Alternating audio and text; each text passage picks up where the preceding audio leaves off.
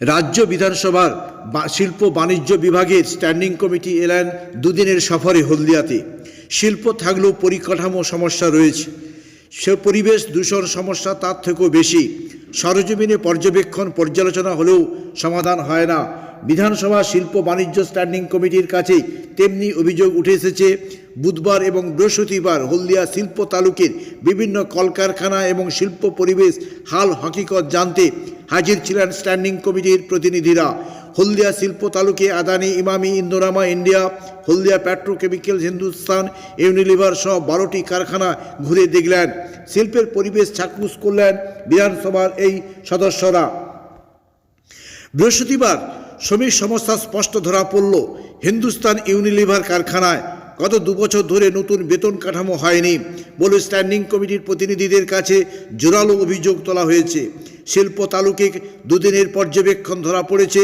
Standing কমিটির chairman Kanailal মণ্ডলের বক্তব্যে তিনি বলেন, হলদিয়ায় কিছু রাস্তায় মেরামত করা দরকার আছে, নিকাশি ব্যবস্থা সুন্দর করার প্রয়োজন রয়েছে। পরিবেশ দূষণ বিষয়ে অভিযোগ পেয়েছি। একটি কারখানার শ্রমিকদের নতুন বেতন কাঠামো দাবি তুলেছেন শ্রমিকরা। সমস্ত বিষয় স্থানীয় প্রশাসনিক কর্তা ব্যক্তিরা মিটিয়ে ফেলবেন বলে আশ্বাস দিয়েছেন এদিন।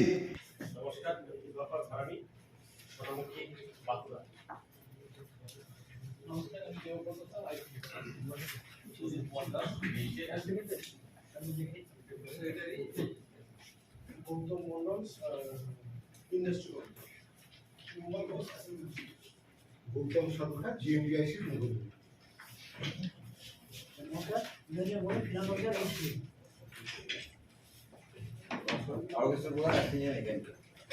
নমস্কার, Sharif Pal, super deputy engineer. নমস্কার, স্মৃতি গোস্বামী, অ্যাসোসিয়েট প্ল্যানার। নমস্কার, Suchandan Samanta, special revenue officer. Kunal Sahu, assistant engineer, pollution control. Shishir Mondal, environmental engineer. নমস্কার, Sudipta Samanta, Apurba Biswas, HOA. Sir SDO Haldia supervisor.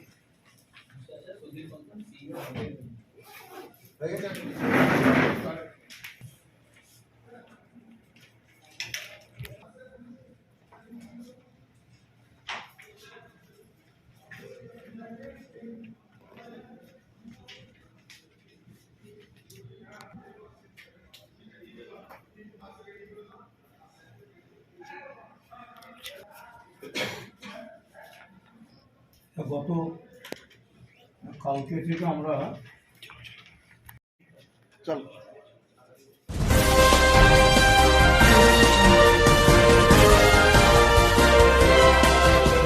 লাগবে, কর্তৃপক্ষ বললে জমি চাইলেই ওরা জমি পাবে। স্যার, হলদিয়া শহর তো দূষণে জেরবার। একটা সময় মরিটোরিয়াম ছিল, দূষণ সংক্রান্ত বাধা বা নিষেধাজ্ঞা ছিল, কোনো নতুন ইন্ডাস্ট্রি সেট আপ করা যাবে না। আপনারা এখন কি দেখলেন, দূষণ সংক্রান্ত কোনো অভিযোগ পেলেন? দূষণ নিয়ে তো এখানে যেটা আছে সেটা ঠিকই, সেটা নিয়ে পরিবেশের এখানে ছিলেন আধিকারিক, তিনিও বললেন যে দূষণ নিয়ে তাদেরও ভাবনা, কিভাবে এটাকে আরও দূষণমুক্ত করা যায় সেসব ভাবনা কর্তৃপক্ষের নজরে আছে। এবং সবটা ধীরে ধীরে ধীরে আরও প্ল্যান্টেশনের ব্যাপার, অন্য ব্যাপার, এই সবগুলি থেকে যাচ্ছে দূষণের ক্ষেত্রে। শিল্প সংস্থাগুলির বিরুদ্ধে অভিযোগ যে তারা গাছ লাগায় না, মানে গাছ সেটা লাগানোর ছবি দেখলাম আমরা, কোথায় কোথাও ছবি আছে গাছ লাগিয়েছে। যেমন আমরা কালকে গিয়ে দেখলাম এই ফার্টিলাইজারে প্রচুর গাছ লাগিয়েছে। এরকম আরও এদের ভাবনার মধ্যে থাকা দরকার, সেটা আমরা কর্তৃপক্ষের সাথে আমরা আলোচনা করবো। আর ওই পরিবেশের ব্যাপারটা সবচেয়ে গুরুত্বপূর্ণ বিষয়, সেফটির ব্যাপারটা যেমন গুরুত্বপূর্ণ বিষয়, এই বিষয়গুলি ওদের নজরে আছে।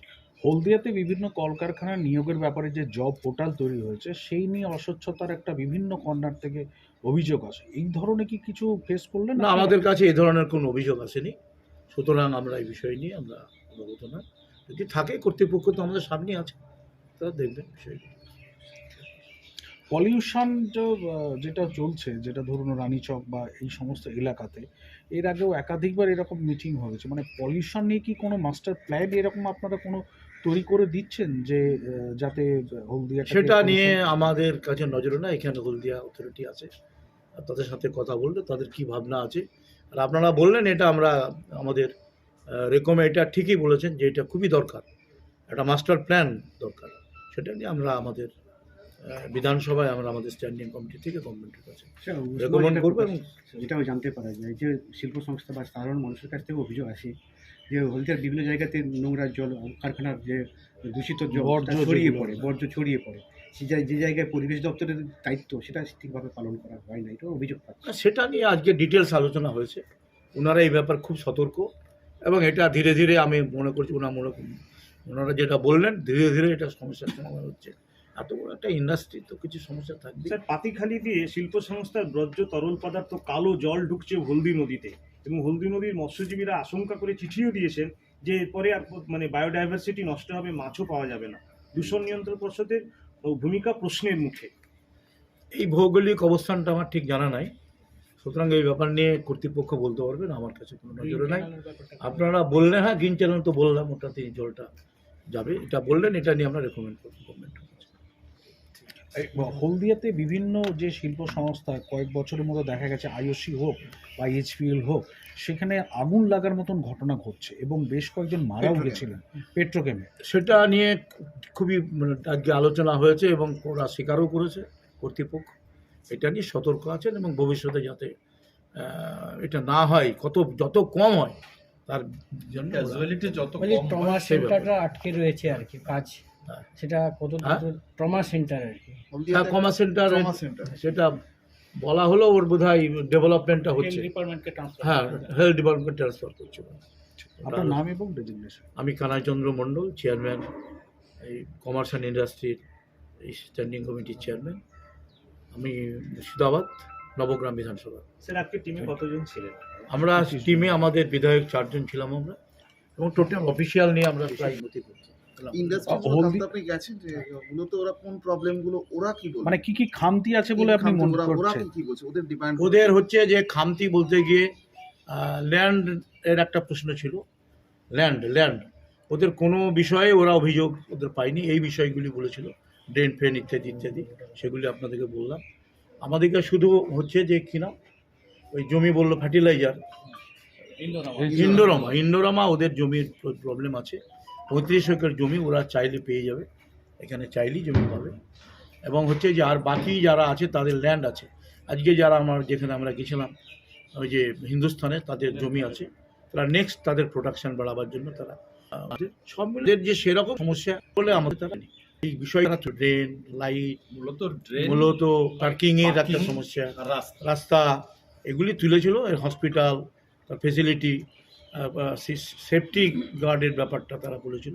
সেটা নিয়ে সবাই একটা আলোচনা হয়েছে এবং মিটিং ডিটেলসটা হয়েছে, এবং এগুলি নিয়ে ওরা জমি চেয়েছে।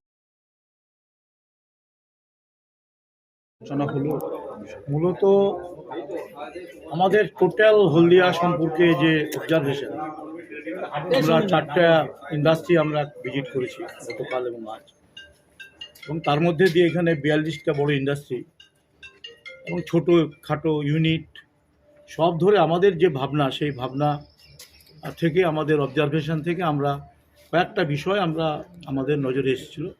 সেগুলি নিয়ে আমরা এখানে আমাদের ম্যানেজমেন্ট যারা আছেন, হলদিয়া এসটিও, সিও, এদের সাথে কথা বলেছি। আরও যারা পরিবেশ, ডিআইসি সবটাই ছিলেন, তাদের সাথে কথা হয়েছে। প্রথম কথা হচ্ছে যে এখানে আপনারাও প্রশ্ন তুলেছিলেন কালকে, ড্রেনেজ সিস্টেম। এই ড্রেনেজ সিস্টেমটা এখানে যেটা আছে সেটা আরও উন্নত করার জন্য ইতিমধ্যে কর্তৃপক্ষ ব্যবস্থা নিয়েছেন, এবং একেবারে হচ্ছে গ্রিন চ্যানেল যেটা, সেটাকেও ইন্ডাস্ট্রিয়ালদের সাথে কথা বলে সেটাকে বাড়িয়ে ড্রেনেজ সিস্টেমটাকে উন্নত করার জায়গায় যাচ্ছে, এবং খুবই দ্রুততার সঙ্গে ওরা কাজ করছেন, এবং সেটা এবারেই হয়তো এই বর্ষার আগে অনেকটা সলভ হবে। একটা বিষয় আমাদের কাছে ছিল, গুরুত্বপূর্ণ বিষয়। দ্বিতীয় ছিল ইলেকট্রিফিকেশনের ব্যাপার ছিল একটা, সেটা নিয়েও ইতিমধ্যে কাজ চলছে, ইলেকট্রিফিকেশান আছে। ওরা বড় আকারে ইলেকট্রিক যেগুলি ওই কি বলে বড় হাইমাস লাইট যেগুলি, সেগুলির ভাবনা আছে, সেগুলির ভাবনা ভেবে ওনারা এখানে সুন্দরভাবে কাজ করছেন।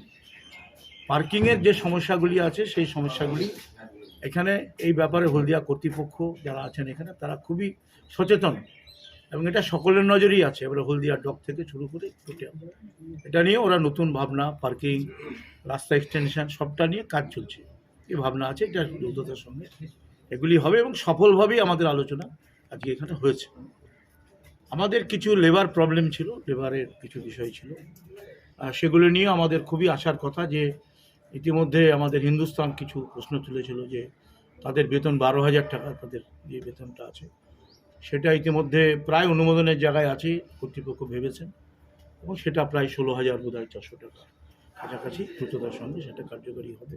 তাদের ক্যান্টিন, তাদের থাকার ব্যবস্থা, এগুলি কিছু অসুবিধা আছে, সে ব্যাপারে কর্তৃপক্ষ সজাগ, সেটা খুবই তারা ভালোভাবে এগুলি দেখছেন, এবং এগুলি তার হচ্ছে যে এদের খুবই সতর্কতার সাথে এরা এই বিষয়গুলিকে, শ্রমিকদের যে পার্সোনালিটি ব্যাপার, তাদের সেফটি, তাদের অন্যান্য বিষয়, এই ঘটনাগুলি ঘটছে, সব ঘটনাগুলি কালকে আমাদের ডিসকাস হয়েছে, সেটা নিয়ে এরা সবটাই এরা অবগত আছেন এবং সেগুলি ধীরে ধীরে ধীরে তারা কাজকর্ম করছেন।